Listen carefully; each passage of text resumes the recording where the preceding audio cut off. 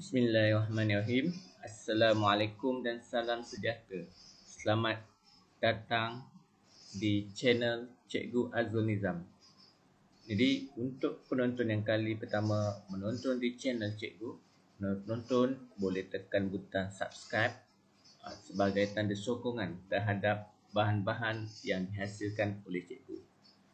Penonton-penonton juga boleh like dan share berkaitan input-input yang berada di channel Cikgu ini untuk dikongsi dengan kawan-kawan dan untuk dikongsi dengan adik-beradik sekalian ya.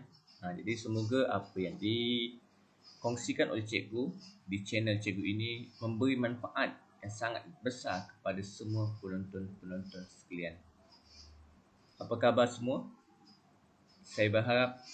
Cikgu berharap agar semua penonton berada dalam keadaan sihat dan sejahtera. Jadi, di kala wabak COVID-19 ini, Cikgu berharap agar semua penonton-penonton menjaga kesihatan, menjaga jarak sosial dan duduk di rumah. Tujuan dia supaya kita semua dapat menghapuskan atau memutuskan rangkaian wabak COVID-19 ini. Jadi untuk hari ini, Cikgu akan berbincang ataupun Cikgu akan sentuh untuk bidang 6. Bidang 6 yang bertajuk Jati Diri Moral. Pada hari ini, unit yang akan Cikgu bincangkan ialah unit 6 yang bertajuk Keluarga Berintegriti, Keluarga Disegani. Maksudnya di sini, keluarga yang mempunyai integriti itu akan lebih dihormati oleh orang-orang lain. Itu yang kita nak kan dalam kehidupan kita pada masa kini lah. Bukan kita nak orang menyanjung kita, tetapi orang menghormati dan segan kepada kelebihan dan kehebatan yang dimiliki oleh keluarga kita. Orang lain menjadikan keluarga kita sebagai keluarga contohlah kepada keluarga mereka. Jadi itu yang dimaksudkan dengan keluarga berintegriti, keluarga disegani. Jadi untuk hari ini, ini adalah standard pembelajaran yang akan dipelajari oleh semua pelajar-pelajar. Jadi untuk hari ini, standard pembelajaran pertama yang akan dipelajari ataupun yang perlu diketahui oleh semua pelajar-pelajar ialah menyenaraikan ciri integriti keluarga. Apakah ciri-ciri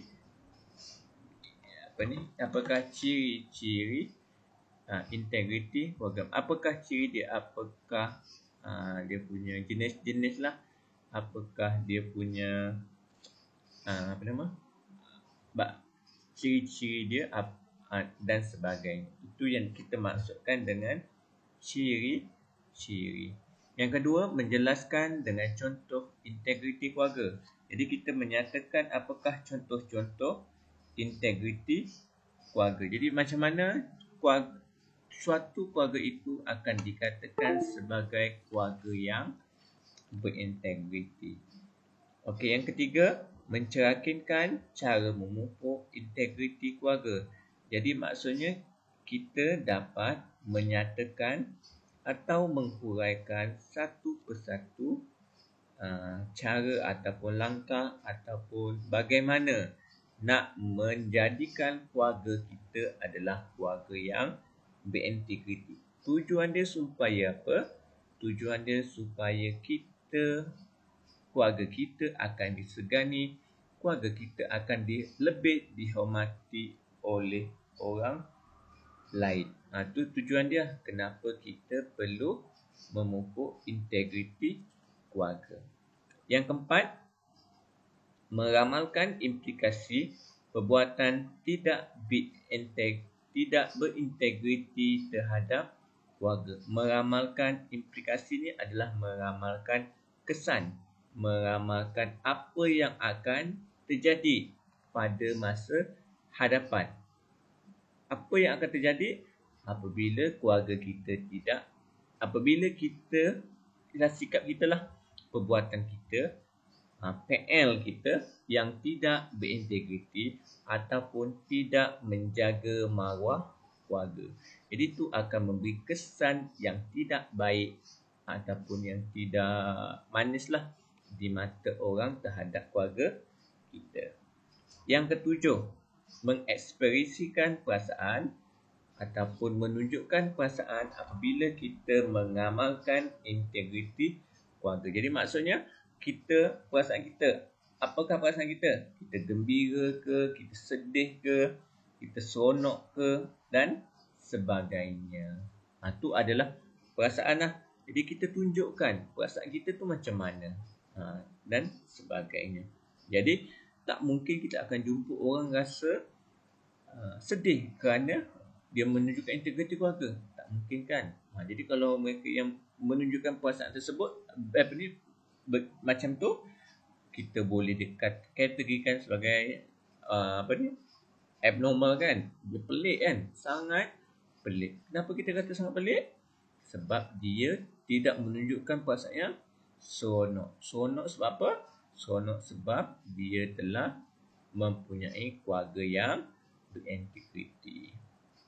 Okey, yang seterusnya ataupun yang keenam, mengamalkan integriti keluarga demi keharmonian hidup. Jadi kita amalkan ataupun kita melaksanakan, membuat dalam kehidupan harian kita lah. Jadi apa contoh yang kita buat? Kita menghormati ibu bapa, kita belajar bersungguh-sungguh, kita menjaga maruah kedua ibu bapa kita dan sebagainya. Itu contoh-contoh bagaimana kita nak amalkan integriti keluarga. Tujuan dia supaya keluarga kita disegani dalam masa yang sama, keluarga kita akan hidup dalam keadaan harmoni, aman dan bahagia. Yang kedua, kita tengok nilai. Apakah nilai yang boleh kita kaitkan dengan integriti keluarga ini? Yang pertama adalah nilai kasih sayang. Seperti mana yang saya selalu tekankan di dalam pengajaran saya kepada anak-anak murid saya, bahawa nilai universal kita ada 18 nilai. Jadi ini adalah 5 cadangan nilai yang boleh kita letak apabila soalan berkaitan dengan isu keluarga. Jadi nilai pertama, nilai kasih sayang. Okey, jadi apabila kita meletakkan kasih sayang, selalu saya tekankan kepada pelajar-pelajar saya bahawa nilai jangan dibuat sebarang penambahan imbuhan, jangan dikurangkan mana-mana perkataan dan sebagainya. Kerana apa? Kerana apabila kita meletakkan perkataan yang tidak perkataan yang tidak sebiji, maksudnya tak sama seperti mana di dalam DSKP, ia akan menyebabkan menyebabkan calon-calon tidak mendapat markah yang penuh dan jawapan awak dikira sebagai salah. Itu dia punya hukum lah di dalam pendidikan moral ini. Jawab nilai yang tertulis di dalam DSKP sahaja. Yang kedua, nilai hormat. Yang ketiga, nilai toleransi. Yang keempat, nilai harga diri. Yang kelima, nilai kerja sama. Ini 5 nilai yang boleh diletakkan apabila soalan ataupun isu adalah berkaitan dengan integriti keluarga disegani. So kita lihat kepada konsep keluarga berintegriti. Apakah konsep keluarga berintegriti? Konsep keluarga berintegriti adalah pembinaan keluarga yang bahagia, utuh dan penyayang berlandaskan nilai-nilai murni.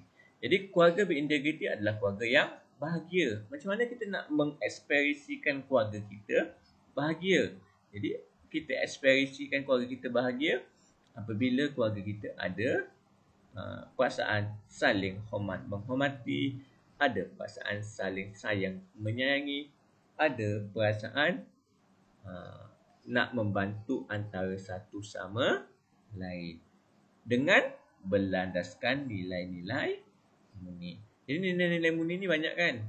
Jadi contohnya seperti dalam isu ini kita ada nilai kasih sayang, kita ada nilai hormat menghormati. Jadi maksudnya kalau keluarga kita ada nilai kasih sayang, ada nilai hormat menghormati, nilai bertanggungjawab dan sebagainya, jadi keluarga kita adalah keluarga yang berintegriti.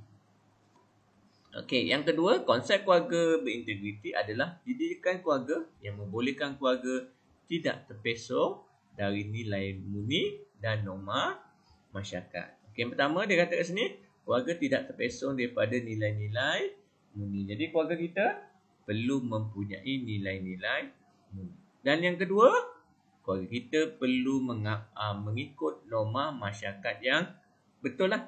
Contohnya norma masyarakat orang Melayu. Saya sebut pada orang Melayu lah. Contohnya apabila orang Melayu norma masyarakat, kita berjumpa dengan orang lebih tua, kita akan tunduk sebagai tanda hormat. Kita berjumpa dengan ahli keluarga kita yang lebih tua, kita akan salam dan cium tangannya. Bila masuk ke rumah kita bagi salam dan sebagainya. Jadi apabila orang-orang Melayu ini dia dapat mengamalkan norma masyarakat orang Melayu seperti ini, ia boleh dikategorikan sebagai keluarga yang berintegriti. Tetapi contohnya jika orang Cina tak jumpa dalam keluarga mereka, mereka berjumpa, tak silap saya kan, dia bukan takkan ada bersalam tapi tak sampai cium tangan kan. Tapi kalau orang Melayu dia punya norma sehingga ke cium tangan. Jadi kalau orang Melayu melihat orang Cina tak cium tangan, itu sebenarnya tak salah pun. Dia tak membuat perkara yang salah, yang melampaui norma masyarakat mereka. Tetapi benda tu adalah norma dia kan. Jadi tak ada masalah dia tak laksanakan. Itu yang kita maksudkan dengan keluarga yang berintegriti. Yang seterusnya, ciri-ciri keluarga yang berintegriti. Yang pertama, dia saling menghormati. Yang tua dihormati, yang muda disayangi. Ini penting kan? Kenapa perlu hormat yang tua? Kerana kita boleh mengambil ilmu, kita boleh mengambil pengetahuan, kita boleh mengambil apa yang baik dan sebagainya daripada orang yang lebih tua ini. Jadi dengan kita mengambil ilmu, pengetahuan dan sebagainya, dia dapat melahirkan integriti keluarga. Dalam masa yang sama, dia dapat melahirkan keluarga yang lebih harmoni, bersatu padu dan berkasih sayang. Yang kedua, ciri-ciri integriti keluarga ini. Yang kedua, kita mempunyai pegangan agama yang kuat. Bagaimana kita katakan pegangan agama yang kuat ini dapat membantu integriti keluarga? Jika kita lihat sekarang negara sedang dilanda wabak COVID-19. Apabila kita dilanda wabak COVID-19, ramai pihak di luar sana yang akan berada dalam keadaan tekanan kan. Tekanan sebab apa? Kerana kita perlu survive hidup kita kan. Di kala wabak ini, tekanan sebab apa? Sebab kita tak boleh keluar berjalan-jalan, sebab kita perlu duduk di. Jadi semua benda-benda itu memberi tekanan yang hebatlah kepada seluruh masyarakat ataupun seluruh penduduk di muka bumi ini. Jadi bagaimana nak mengatasi tekanan? Jadi salah satu cara kita nak atasi tekanan dalam diri kita mendekatkan diri kita dengan Allah ataupun kita mendekatkan diri kita dengan Tuhan. Kenapa dikatakan mendekatkan diri dengan Tuhan itu dapat membentuk integriti keluarga? Sebab bila kita dapat mendekatkan diri kita dengan Tuhan, hati kita jadi tenang, hati kita jadi tenteram dan kita tidak berasa gusarlah dalam setiap permasalahan yang kita hadapi. Jadi dengan pegangan agama kuat itu, dia dapat membentuk integriti keluarga yang sangat baik dalam keluarga kita. Yang ketiga adalah nilai bertanggungjawab. Kenapa bertanggungjawab? dapat membentuk integriti keluarga? Sebab dengan tanggungjawab ini dia dapat membentuk perasaan memelihara keluarga, dapat membentuk perasaan lebih menyayangi keluarga kita dan sebagainya. Okey, yang keempat, ciri-ciri kita mesti ada amanah. Sebab apa? Setiap ahli keluarga akan menjalankan amanah masing-masing. Contohnya anak, apakah amanah dia? Anak amanah dia menjaga maruah keluarga kan? Anak amanah dia anak adalah menjaga maruah keluarga. Amanah ibu bapa adalah memelihara keluarga mereka. Itu yang kita maksudkan dengan amanah. Yang seterusnya adalah integriti keluarga kita adalah penyayang. Macam mana kita katakan penyayang itu dapat membentuk integriti keluarga? Kerana dengan penyayang ini kita dapat kita dapat mengeratkan hubungan antara ahli keluarga kita dan sebagainya. Dan yang terakhir, ciri integriti keluarga ini kita perlu mempunyai hubungan yang erat antara satu sama lain. Macam mana kita tengok hubungan yang erat ini dapat membentuk integriti keluarga? Kerana dengan hubungan yang erat ini kita dapat saling hormat menghormati. Dengan hubungan yang erat ini kita dapat lebih memahami, lebih mengetahui dan memahami masalah ahli keluarga kita. Jadi dengan memahami masalah ahli keluarga kita dapat menyelam secara mendalam tentang keperluan dan kehendak ahli keluarga kita. Kerana walaupun kita ada beradik, walaupun kita ada ayah dan ibu, tetapi setiap anak-anak tersebut dia akan mempunyai kehendak dan keperluan masing-masing. Jadi dengan mengeratkan hubungan ini, dengan mengeratkan hubungan antara ibu, anak dan ahli keluarga, jadi setiap kehendak dan keperluan itu akan cuba dipenuhi oleh ibu bapa mereka berdasarkan kewangan masing-masing. Kalau ibu bapa tak mampu, jangan dipaksalah, kerana setiap keluarga dia mempunyai kewangan yang terhadlah. Tak semua kewangan kehendak kewangan kita, tak semua keperluan kita akan mampu dipenuhi oleh ibu bapa.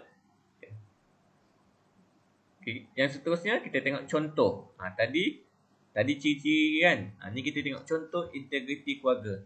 Yang pertama, integriti keluarga seperti mana saya telah maklumkan tadi, dia perlu mempunyai pegangan agama yang kuat. Dengan cara apa? Dengan cara jujur dengan semua ahli keluarga, dengan mementingkan ajaran agama dalam setiap perlakuan. Jadi dengan kita mempunyai pegangan agama yang kuat, kita dapat mendekatkan diri Allah, hati kita pun menjadi lebih tenang. Jadi lebih tenang macam mana? Sebab kita tidak menipu kan. Kita tidak menipu ahli keluarga kita tidak berbohong, kita bercakap benar. Jika kita menghadapi masalah, kita akan menceritakan perkara-perkara yang betul dan sebagainya. Yang kedua, menjaga kerahsiaan keluarga. Tidak buka aib atau rahsia keluarga, tidak menceritakan masalah kepada pihak-pihak luar kecuali pihak-pihak tertentu. Kenapa perlu jaga rahsia? Kerana rahsia keluarga adalah maruah keluarga. Contohnya anak-anak, jika ibu bapa selalu bertengkar ataupun bergaduh di rumah, ibu bapa selalu bertengkar kan. Jadi kalau boleh, buatlah perbincangan antara ahli keluarga kan. Jangan kalau setiap kali ibu bapa gaduh, awak rakam video, awak viralkan video ibu bapa bergaduh dengan menunjukkan awak rasa sedih dan sebagainya di media sosial. Itu adalah perbuatan yang tidak elok lah. Sebab apa tidak elok?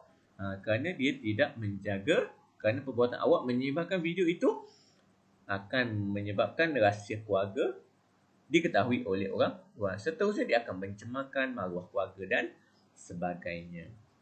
Yang ketiga, melaksanakan tugas masing. Jadi ibu bapa perlu memastikan ahli keluarga melaksanakan kewajipan masing-masing, menasihati ahli keluarga yang tidak melaksanakan kewajipan masing-masing. Contohnya macam awak sekarang penonton saya banyak banyak daripada pelajar-pelajar kan. Jadi kalau ibu bapa menegur awak, jangan berasa marah, berasa tak puas hati.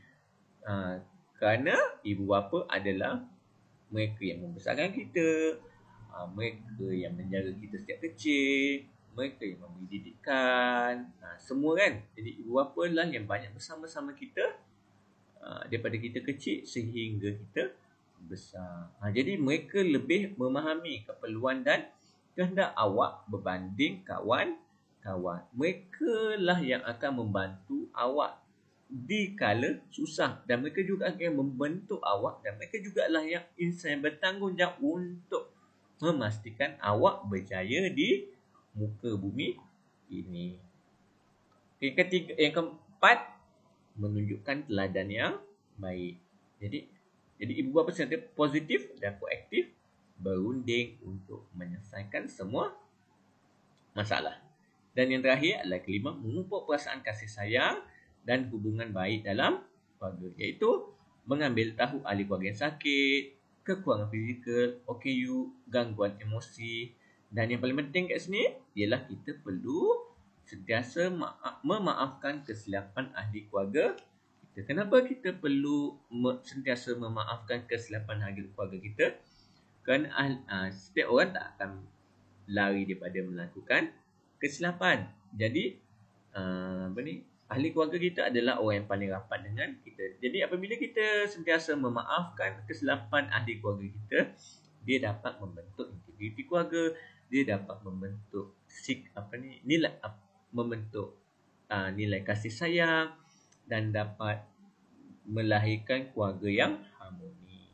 Jadi itu kenapa kita perlu saling memaafkan antara satu sama lain, di mana apabila kita sentiasa memaafkan antara satu sama lain, kita dapat memupuk perasaan kasih sayang, dan dalam masa yang sama kita dapat menjaga hubungan baik dalam ahli keluarga kita. Benda ni berlaku sebab apa? Kita tak ada perasaan dendam, kita tak ada perasaan marah dalam diri kita lah kepada ahli keluarga kita. Yang keenam, mendidik anak menghormati, menyayangi dan menghargai warga tua. Di mana kita perlu menghargai sumbangan orang warga tua dan keluarga. Dan yang kedua, menjaga kebajikan dan keperluan orang warga tua. Okey, dan yang terakhir, menghentikan pertelingkahan antara ahli keluarga dengan adil, dengan mengambil berat perasaan ahli keluarga dalam setiap tindakan dan tidak memalukan keluarga. Ini adalah contoh-contoh bagaimana untuk melahirkan integriti keluarga. Yang kita sambung yang seterusnya untuk TP4. Okey, bagaimana cara memupuk integriti keluarga? Yang pertama, kita memberikan penghargaan kepada anggota keluarga. Macam mana kita nak beri penghargaan? Dengan kita meraihkan hari-hari istimewa bersama-sama. Apakah contoh hari-hari istimewa ini? Contoh hari-hari istimewa ini seperti sambutan sambutan hari jadi, sambutan ulang tahun perkahwinan ibu bapa, sambutan apa lagi? Sambutan hari jadi biasanya itulah hari bapa, hari ibu dan sebagainya. Itu hari-hari istimewa keluarga kan. Yang kedua contohnya meraihkan kejayaan setiap ahli keluarga. Jadi apa contoh kejayaan? Tak kiralah kejayaan itu kejayaan kecil ataupun kejayaan yang besar. Jadi setiap kejayaan yang diraih oleh ahli keluarga kita perlu raihkan bersama-sama. Contohnya sekarang awak tengah PDPR kan. Jadi contohnya kalau anak saya kecil lagi, baru dalam 7 tahun. Jadi contohnya anak saya dapat menyiapkan kerja pada hari tersebut, saya belikanlah dia gula-gula ke, saya belikan dia KFC ke, McD dan sebagainya kan. Tu contoh dia lah. Tapi taklah buat selalu setiap hari kan. Kalau buat selalu setiap hari, bahaya juga kan. Tak bagus untuk diri dia kan. Sebab selalu dimewah-mewahkan. Yang kedua, memberi layanan yang adil kepada semua anggota keluarga dengan tidak pilih kasih, dengan bersabar, dengan kerana ahli keluarga. Jadi saya rasa bila kita sebut kerana ahli keluarga, semua orang fahamkan. Tidak pilih kasih pun saya percaya semua orang faham. Semua penonton saya fahamlah tentang kehendak ini. Yang ketiga, menyayangi dan menghormati anggota keluarga, di mana kita perlu mendengar pendapat ahli keluarga dan menyediakan keperluan harian. Jadi dengar pendapat ahli keluarga. Saya dah sebut tadi kan, anak-anak mendengar cakap ibu bapa juga. Dia untuk anak-anak yang sebaya awak, dia tidak boleh terlampau diktator dalam membuat segala keputusan. Dia perlu juga sebenarnya pada saya lah. Daripada segi psikologi pun dia perlu sorong dan tarik lah. Jadi mana yang boleh didengari, kita cuba laksanakan. Mana yang melanggar norma masyarakat dan bertentangan dengan ajaran agama, kita perlu tegak. Yang ketiga, uraian dia kat sini, menyediakan keperluan harian. Apa contoh keperluan harian? Contoh keperluan harian seperti makan, minum, pakaian dan tempat tinggal. Yang keempat, mempunyai kemahiran ibu bapa yang baik. Tujuan dia supaya apa? Supaya ibu bapa tersebut menjadi suri teladan yang baik dan dapat meluangkan masa yang berkualiti dengan ahli keluarga. Contoh sekarang kita berada kita diambang wabak COVID-19 kan. Jadi sebenarnya salah satu hikmah sewaktu COVID-19 ini sebenarnya kita dapat ataupun ibu bapa dapat meluangkan masa yang berkualiti dengan anak dan ibu bapa dapat meluangkan masa berkualiti dengan seluruh ahli keluarga. Sebab apa? Sebab kita duduk di rumah. Bila duduk di rumah, banyak benda kita boleh buat bersama-sama. Banyak benda kita boleh laksanakan bersama-sama. Masa kita banyak boleh kita buat untuk berbincang dan lebih memahami masalah ahli keluarga kita yang lain dan sebagainya. Itu kenapa saya katakan antara hikmah COVID-19 ini, kita sebenarnya dapat meluangkan masa yang lebih berkualiti dengan ahli keluarga kita. Kita tengok topik yang terakhir, implikasi tidak berintegriti terhadap ahli keluarga. Yang pertama, implikasi dia, kerosakan akhlak. Kenapa dikatakan kerosakan akhlak? Kerana ahli keluarga tidak saling hormat menghormati antara satu sama lain. Yang kedua, dia akan menjatuhkan maruah dan imej keluarga tersebut. Ini kenapa dikatakan keluarga yang tidak berintegriti akan menyebabkan kerosakan akhlak.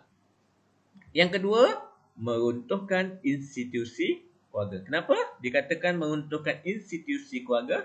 Kerana akan berlaku perceraian dan perpecahan dalam ahli keluarga. Ni ibu bapa kan, anak-anak bergaduh, ibu bapa bergaduh dan sebagainya, dia boleh menyebabkan perceraian lah. Dalam masa sama, menyebabkan runtuhnya institusi keluarga tersebut. Dan kesan dia sebenarnya ada kepada anak-anak kan, kerana anak-anak tidak mendapat kasih sayang dan anak-anak tidak mendapat contoh ataupun suri teladan yang baik untuk dicontohi di rumah mereka sendiri. Yang ketiga, diskriminasi keluarga, di mana akan menyebabkan berlaku perselisihan faham dalam keluarga dan berlaku pilih kasih dalam keluarga mereka. Yang keempat, keluarga terlibat dalam gejala sosial. Kenapa kita kata keluarga terlibat dalam gejala sosial? Kerana anak-anak lari dari rumah, penyalahgunaan dadah. Kenapa ini berlaku? Kerana anak-anak tertekan kan duduk di rumah, kerana anak-anak berasa tidak selesa. Jadi mereka keluar rumah untuk apa? Untuk mencari hiburan, untuk menghilangkan stres, untuk pada mereka dengan ambil dadah mereka dapat lari daripada masalah dan sebagainya. Jadi itu sebab kenapa kita perlu menjaga integriti keluarga kita. Okay, dan yang terakhir adalah rumah tangga bermasalah, di mana akan mewujudkan keluarga yang tidak harmoni dan pilih kasih dalam keluarga. Okay, jadi saya rasa itu sahaja penerangan saya untuk hari ini. Jadi ini adalah topik yang tak susah. Cuma kita reflect balik pada diri kita sendiri, bagaimanakah keluarga kita beroperasi dalam kehidupan seharian. Semoga penerangan saya ini dapat membantu anak-anak mendapat sesuatu idea, mendapat sesuatu input untuk menjawab soalan peperiksaan nanti. Jadi untuk kali terakhir, jangan lupa like dan subscribe channel Cikgu Azrul Niza. Tujuan dia supaya sebagai tanda penghargaan kepada saya lah terhadap video-video yang telah saya hasilkan. Jadi video-video lain boleh cari di playlist ada tempat dan 5. Semoga playlist ini dapat membantu semua anak-anak sekalian. Okay, semoga kita berjumpa lagi. Goodbye. Assalamualaikum.